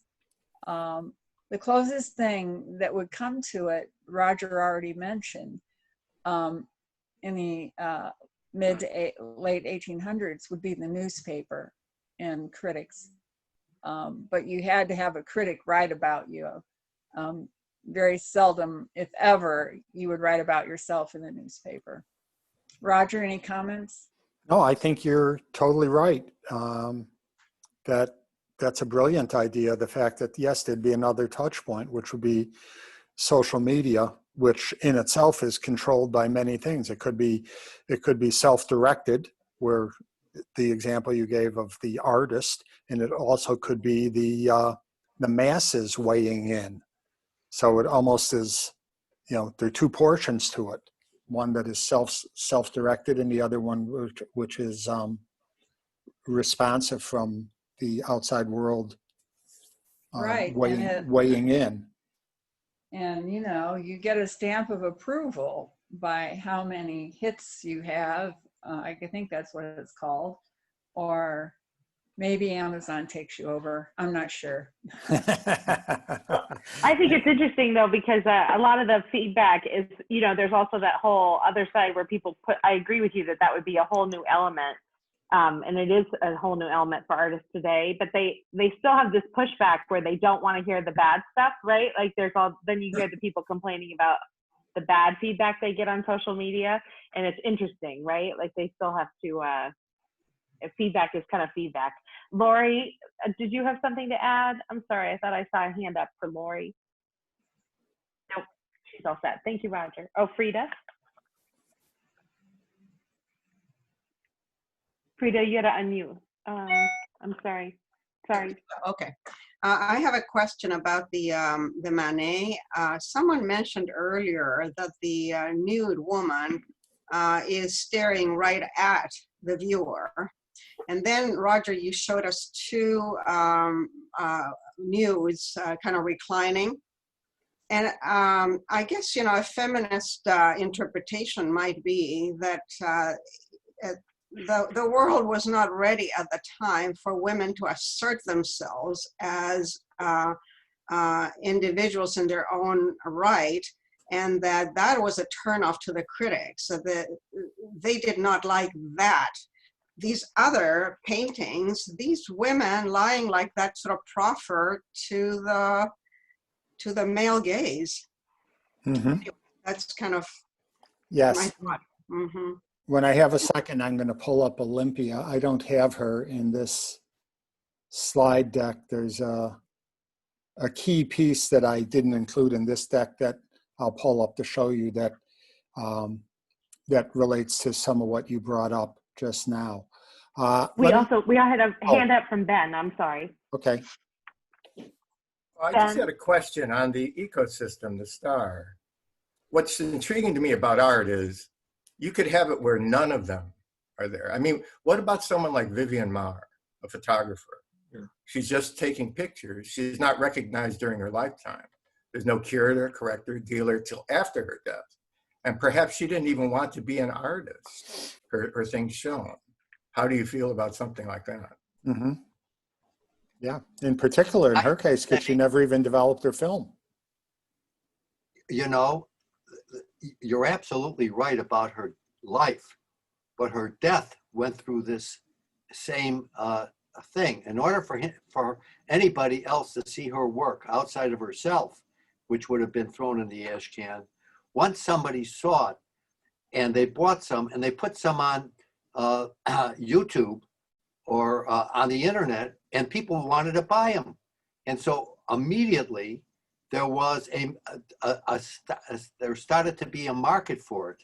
And then it went through a lot of these other points, like the critics, they started to notice it. And the dealers started to buy it, and collectors, and now museums have some of her work. So everything that on this chart is absolutely true when it comes to after her death, and that's how it became. She became an artist. Before that, she was a nanny. That's all, in Highland Park, and she had a lot of stuff.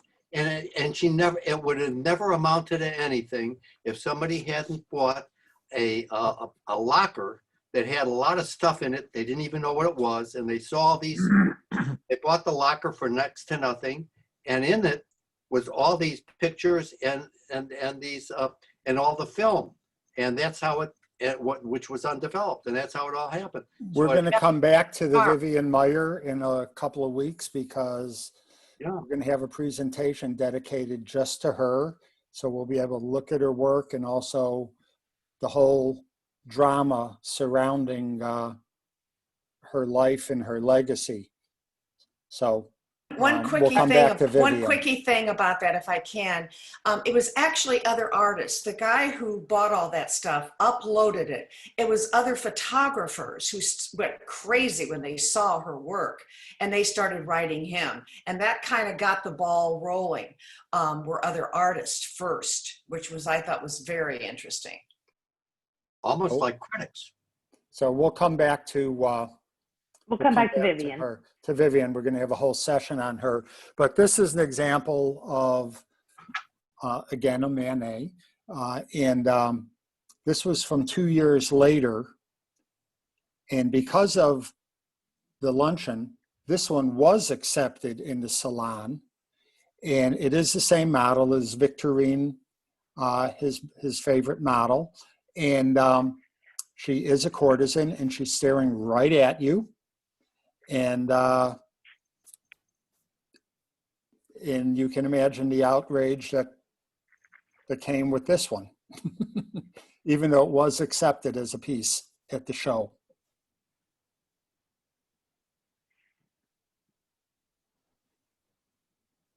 So now let me move back to where we were.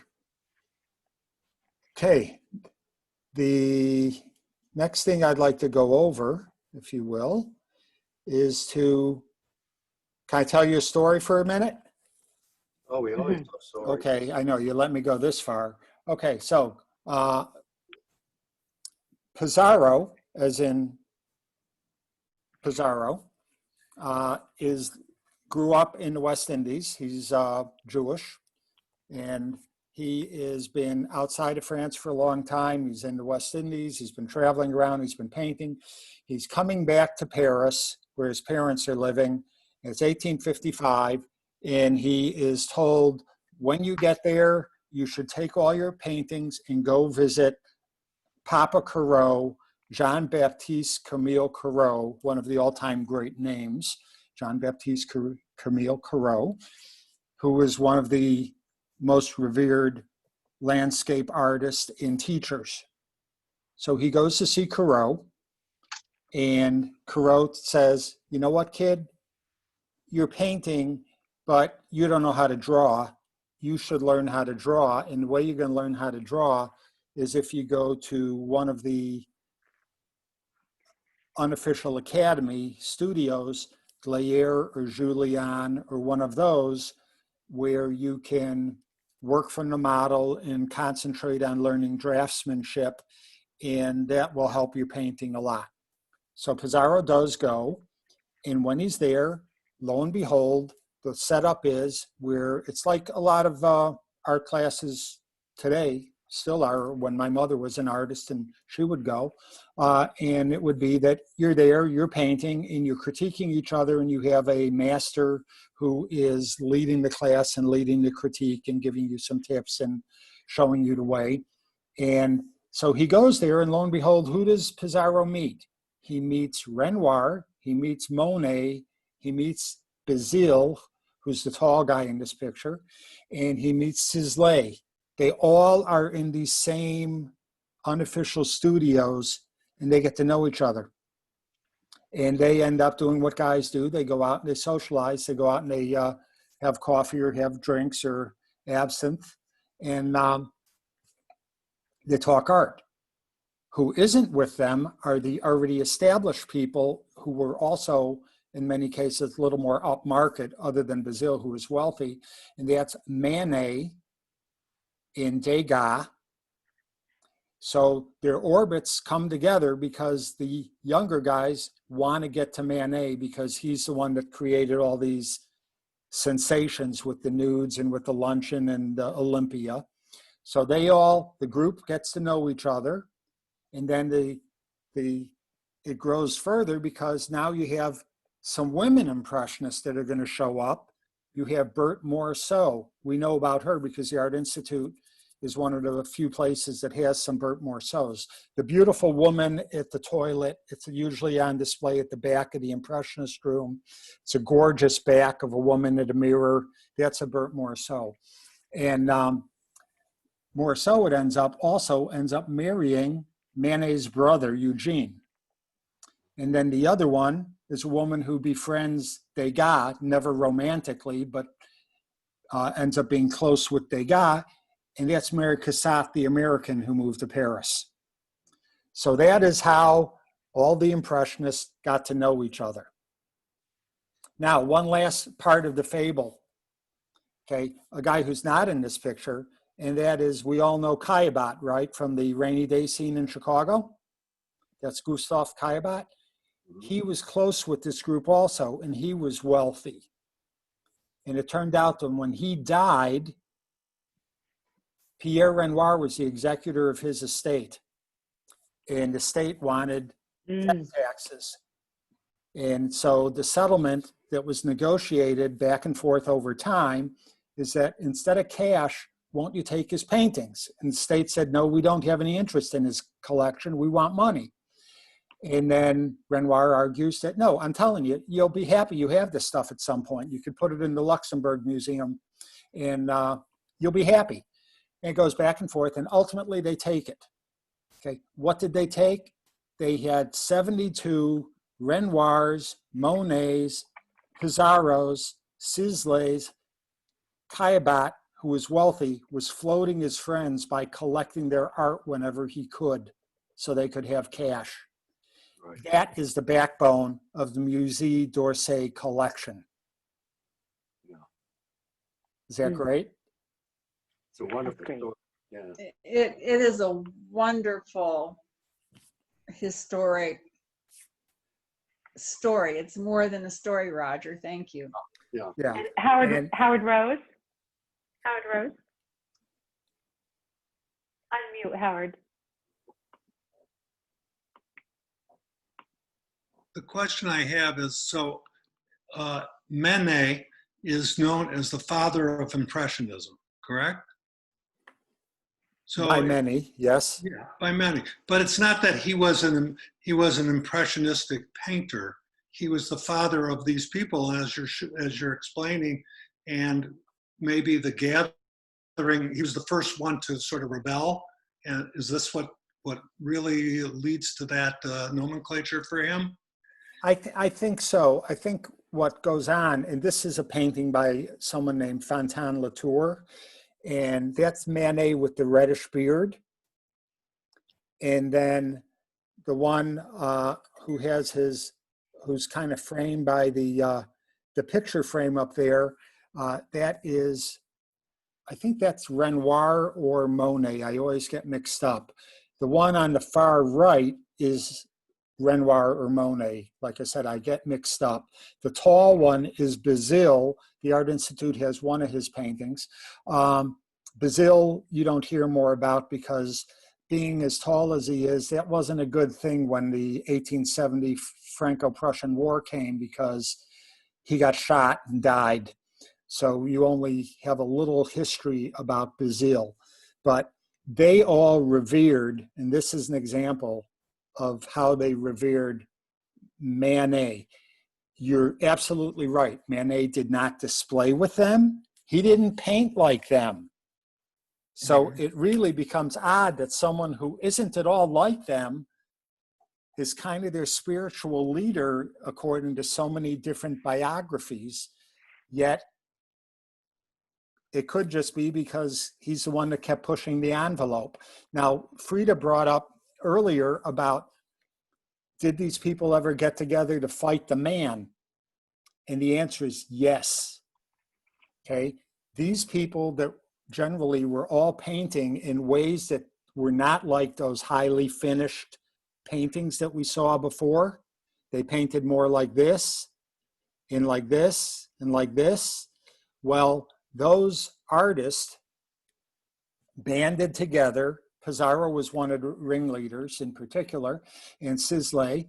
And for a period, Bazille was, but like I said, he died. So they didn't start having their own show until 1874.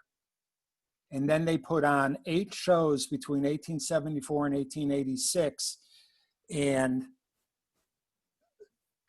the name Impressionist came as a result of this painting.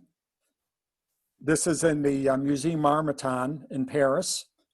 This is what I call ground zero of Impressionism. This is Claude Monet, and it's generally called Impression Sunrise. And the term Impressionism came originally because one of the critics, again, all these things, you can only hope that they're true, but you assume maybe possibly on a good day, all these stories are true. The one about Pizarro I gave you came from an Irving Stone book about Pizarro years ago. And, but this one, the artist said, this work is not even finished. The critic, it's just impressions. These are just loose strokes. And they stuck with it. So they took what originally was a pejorative expression and it became what they were known as with pride. So this is Impression Sunrise. And this is what all the shouting's about. What do you have to say about Impression Sunrise? Roger, another comment, a painter that was not in the group painting that we saw was Cézanne, correct? Cézanne actually exhibited with them. I'll show you in a minute.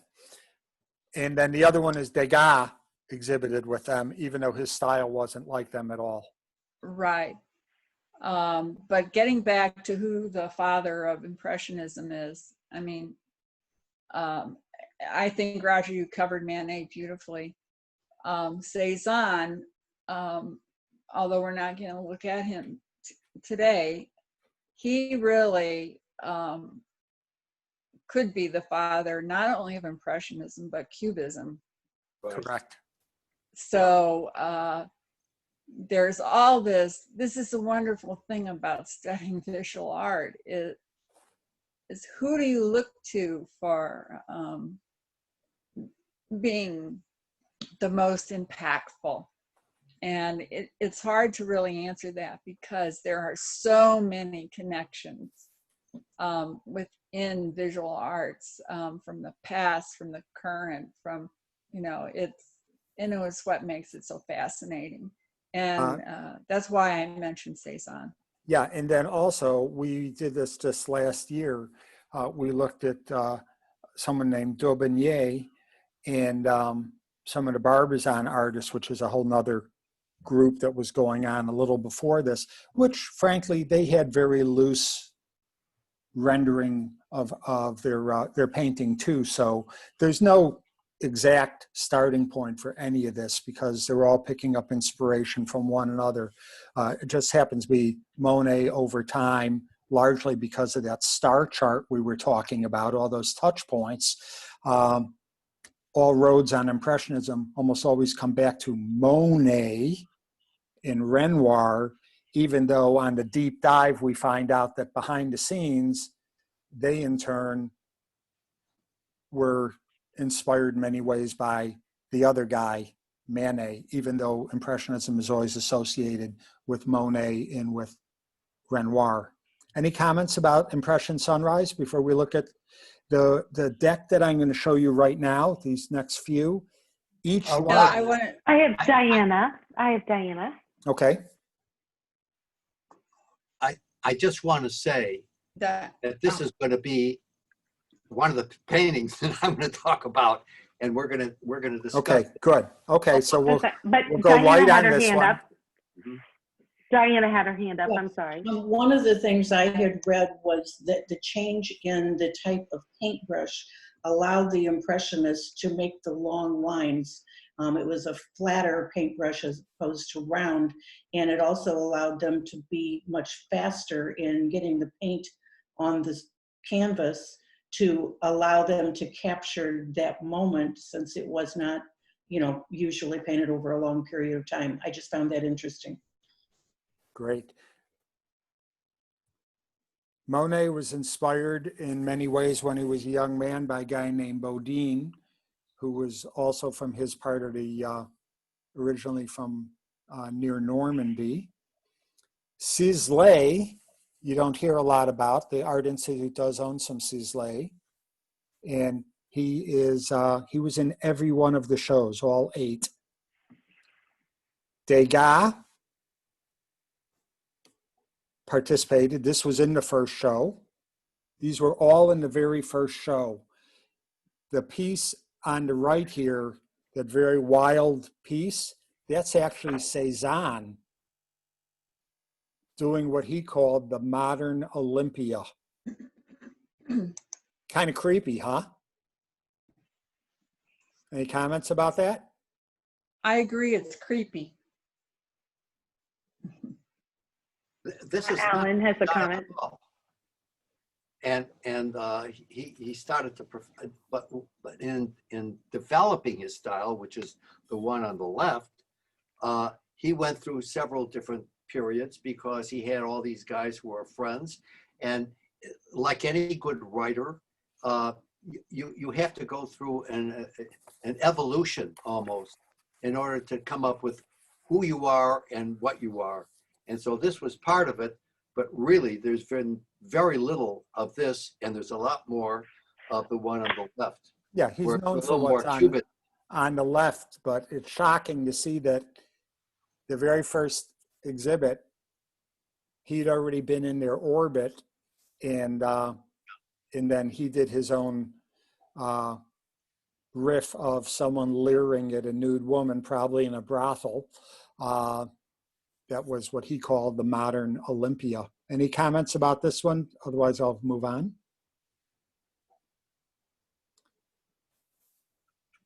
Wow. Is this a Renoir or what? I think this is among the most spectacular Renoirs. Does anyone have any comment? This was in the first show. Mary John? Early on in this presentation, Roger, you mentioned how the drawing was so important. The technological talent of the artists that were approved by the salon, and that color was secondary and unimportant. Excuse me. I just want to mention that, all right, I'm sorry I can't talk right now, but it's about color. And even though there's not a lot of color in this particular piece, I always think of Renoir as the one that took color to the extreme during that impressionistic period. You can spot a Renoir in the impressionistic room the minute you walk through the door, and you can do that because of his use of color. I want to bring that back to the fore, that color and light was what the Impressionists were really focused on. Roger, Now this is 200 years. This is 200 years after Moses was painted. So one of the evolutions that we have is that use of color. And they're getting more interpretive, aren't they? They're beginning to add a lot more life to what they're painting. And let me ask you a question. This piece, as well as some of the other Impressionist works, this one being a little more realistic, one of the reasons they could get more interpretive and a little looser is because the camera had been invented in the 1830s. So if something had to be absolutely positively accurate, you could take a picture. So that left the door open for these people to say, okay, I'm going to take that and I'm going to add my interpretation as an artist to the glitter, to how this woman glows, to emphasizing the parts that they want, as opposed to a picture wouldn't have this level. Plus, it would have been in black and white, of course, but or sepia tone, but it wouldn't have this sparkle. It wouldn't have that Renoir feel. And that's why people describe things as being a Renoir. It's not even a question of what's the topic. It's a Renoir, like Mary John said, because nobody did coloration like him. And to follow up with, I think it was Diana's comment about the brush being different. Remember, this is also not only photography having an impact on the artist, but also the fact that they could now carry their paint around with them in a tube. So there are lots of things that come together during a movement, a new movement in the art world. And I think the last thing we're going to talk about right here is, while we just wrap up, is we'll leave this picture here of Berthe Morisot. And she was one of the female artists. She and her sister took lessons from Corot, the man I mentioned earlier. And she spent a lot of time at the Louvre with a chaperone and with Corot and her sister, and also very often with Manet. And as I said, she mentioned she married his brother. And you can only imagine the amount of attention over the last decades that she has gotten, she and Mary Cassatt, because they were the most noted of the female impressionists. So as more and more attention was drawn to the history of art, because one of the criticisms of art, before I shut up, is that art is generally been about well-to-do European white guys. And that the history of art, if you went back to the famous Jansen art history book or some of those like that, and you went back to the 40s or 50s and even the 60s, you would find that in many cases, they didn't even talk about female artists. So in our lifetime, we all take it for granted that, yeah, they're female artists. They may not have had as much attention. No, it turned out they had no attention 50 years ago or 100 years ago, virtually none. So it's fun to talk about Bert Morisot because right now there's a movement, just as there is with other groups. Right now we're talking a lot more about African American, about marginalized groups, about, anyone, you name it, however you want to go about it, challenging all the norms. Quite a bit in art is about, okay, let's stop doing the traditional look back at art because too much of it was written and driven by what we knew about the European, Judeo-Christian European male artist. Roger, so evidently you and I planned this segue that you this little summarizing that you did. It's a great segue to my subject next week, which is Indigenous art. So anything that I post on campus or send to you through email, yes, please review it, please look at it. It'll really add to our discussion next week on Indigenous art.